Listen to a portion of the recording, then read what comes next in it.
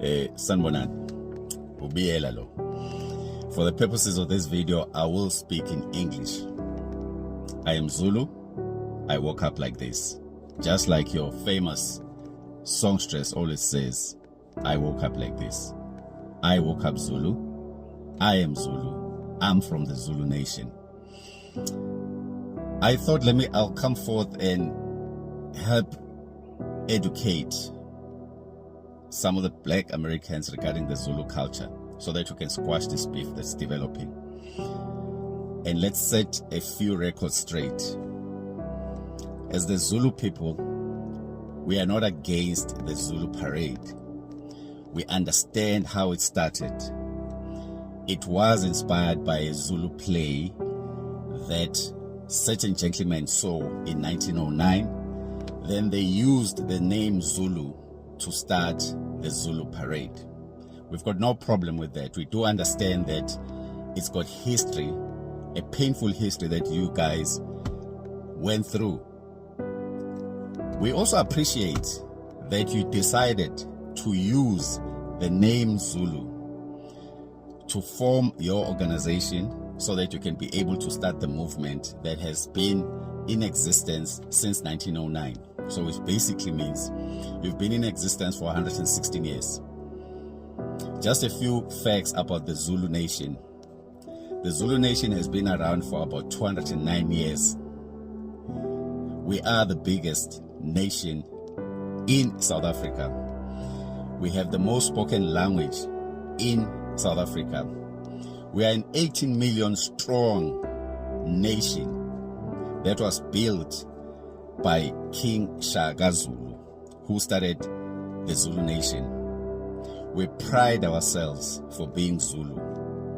We love our language.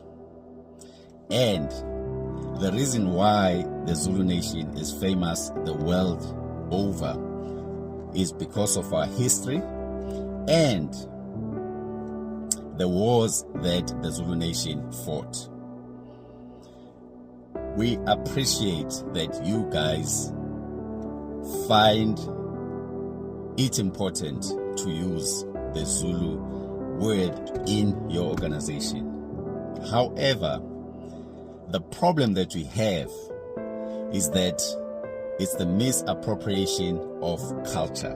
When you want to use the name Zulu, you need to correct the culture, or you need to correct the depiction of the Zulu culture.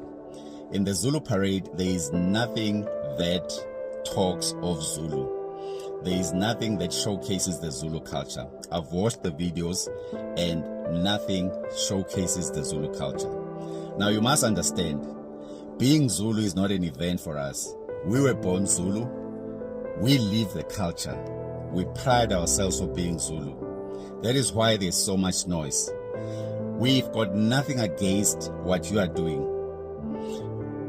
You have every right to celebrate your history, to celebrate your past. And I must say, it is a good movement. What we want to do is to correct the miseducation, the misappropriation, just to make sure that we are all on the same page. So you can't then come and tell us, people who are Zulu, that we don't understand. We may not understand the parade itself, but we understand what Zulu means because we are Zulu. Now, let me just break it down and give you a simple version of why there's an uproar, why we find it disrespectful, and why we find it offensive. I'll give an example using a car. As the Zulu people, we treat ourselves, or we think of ourselves, as being a Rolls-Royce brand. So if somebody comes and says, I will take the spirit of ecstasy, which is the symbol of Rolls-Royce, and I'll take that and put it on the bonnet or the hood of a VW Beetle, then parade around and say, this is a Rolls-Royce. Then we take issue with that, because that is a brand that you are misappropriating, you're misinforming people, and also you're miseducating people about the Zulu nation and the Zulu culture. So even if it's a VW Beetle, that is driving around. You cannot call yourselves the Rolls Royce because you are misappropriating the brand. And that is the issue that we have. Zulu Nation, the Zulus are a brand. Now you are misappropriating who we are. And that is why the Zulu people are standing up and saying, no, let's correct you.